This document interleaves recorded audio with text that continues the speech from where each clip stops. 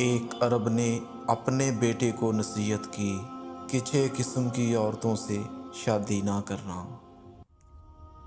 पहली औरत अनाना, वो औरत जो हर वक्त सर पर पट्टी बांधी रहे, दर्द और शिकवा व शिकायत ही उसका मामूल हो।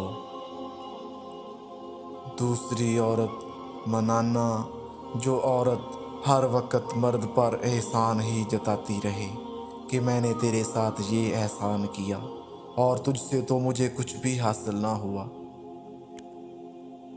तीसरी औरत हनाना, यानी वो औरत जो हर वक्त अपने साबका खामद को ही याद करती रहे और कहे वो तो बड़ा अच्छा था लेकिन तेरे अंदर कोई खूबी नहीं। चौथी औरत हदाका, वो औरत जो खामद से हर वक्त फरमाइश ही करती रहे, जो चीज़ देखे खामद से कहे ये ला कर दोगे तो बचूंगी। पांचवी औरत बुराका, वो औरत जो हर वक्त अपनी चमक दमक बनाने में ही लगी रहे। छठी औरत शदाका, तेज ज़बान जो हर वक्त बातें करने में ही लगी रहे।